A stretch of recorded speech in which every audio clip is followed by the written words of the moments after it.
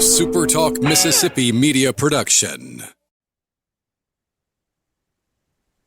Let's welcome in Travis Brown, senior Texas A&M sports writer for KBTX out there in Bryan College Station. And Travis, I don't remember a game that changed my perception of a team more than the game against Missouri did for Texas A&M. Coming into that game, I thought, okay, they're okay. They're pretty good. You know, they may be a little bit better than they were a season ago. Now I look at them and say, well, if they handle their business, they could be in the college football playoff. They could challenge for the conference championship. I know the short answer is the quarterback was healthy. What's the long answer to why A&M was so much more impressive in that game? Yeah, it was definitely the most complete game that they've put together since probably the 2020 season. But even then, I think the offense is has a little more firepower than it did in 2020. There's a couple things going on here. I think the offensive line is greatly improved from the past 2 years. Coach Adam Cushing has come in with Mike Elko.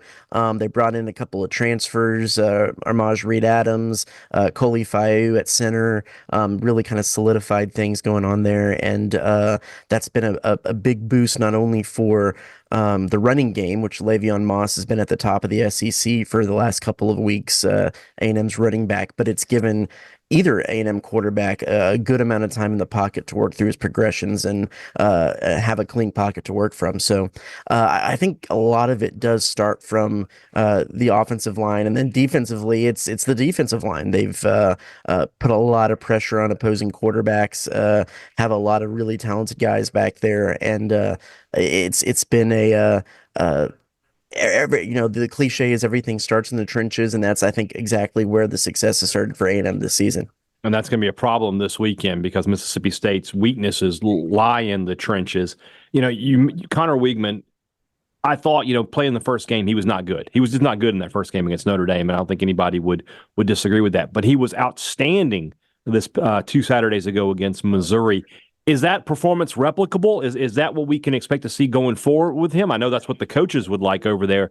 Is that the ceiling kind of performance for him?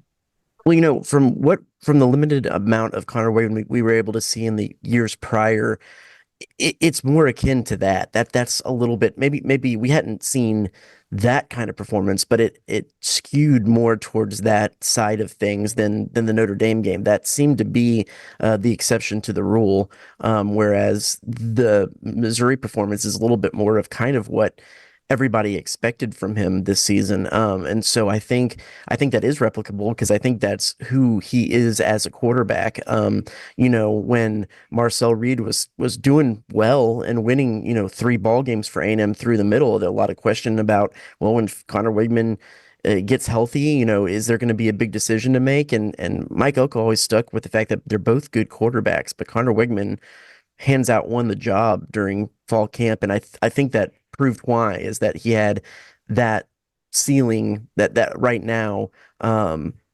available to him that what he did against Missouri. So I think this is what the coaching staff and A&M fans were expecting from him, and I think that that's probably going to be what carries over into through the rest of the season. It's kind of an interesting thing for Mississippi State how they're going to attack Texas A&M when they have the ball, and that's State can get passes down the field, and A&M has been susceptible to giving up some big plays in the passing game, but State has been so weak up front. I don't know that they can give Michael Van Buren the time he's going to need to hit those big plays. The Texas A&M defensive line, you mentioned it. I mean, this is where all of that recruiting was the past few years. Obviously, Walter Nolan is headed out, but 3 of these guys are A&M, have been at A&M their whole career, and then you bring in the transfer Nick Scorton, who's just been outstanding for the Aggies this year. This is about as good a group as you'll find in the SEC. Do they have depth at that position as well? I mean, I know the starters are good, but are they, 6, 7, 8 deep if you can get into this game with them? Oh, for sure. Especially on the interior, they have Albert Regis. They have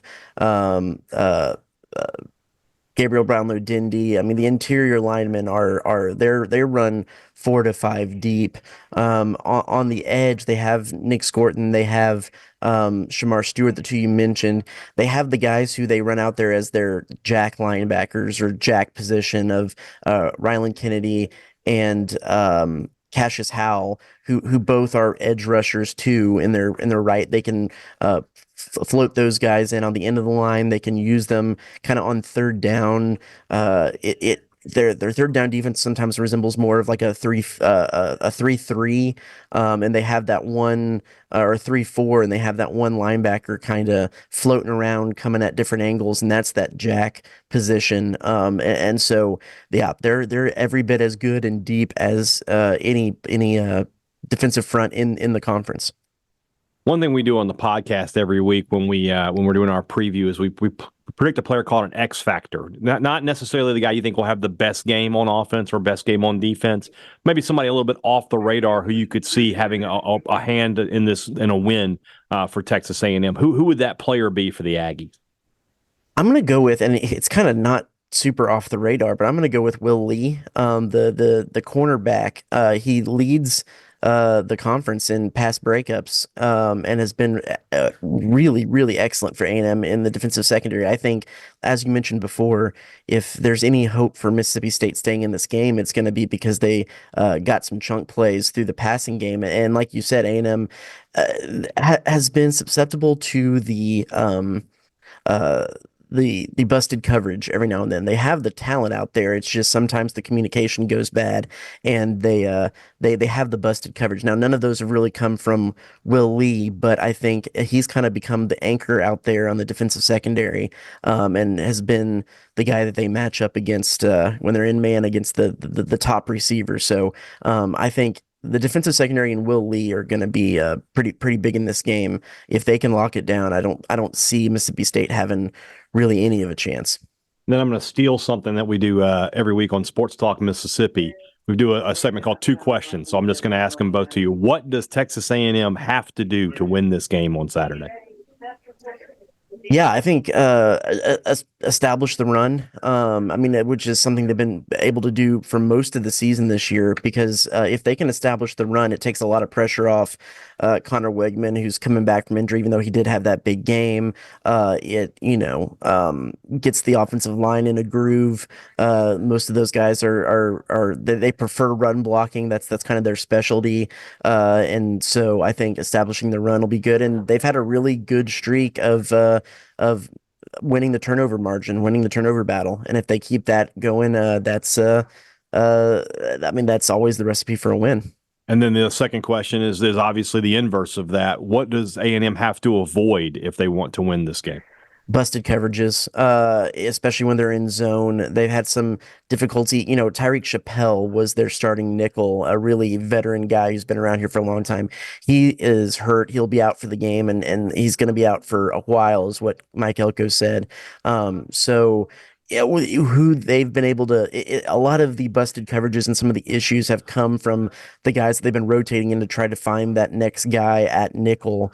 And if they can kind of solidify that and find a guy coming out of the bye week who has been able to communicate better and really can nail down the position, that's going to be big. But they have been prone to the busted coverage about once a game or so, and that could turn the game on its head depending on where it comes in this game. Only a couple of minutes left. One thing I said earlier this week was that, if Jimbo Fisher is still the coach at Texas A&M, when they lose that game to Notre Dame, I think it becomes a situation where you just everybody's saying, "Oh no, here we go again." The fact that it was Mike Elko allowed the team to regroup and rebuild itself and get back to where they want it to be. Do you agree with that assessment that if Jimbo Fisher had still been in College Station, that loss could have gotten a little further down the road, whereas with Mike Elko was able to have a quicker turnaround?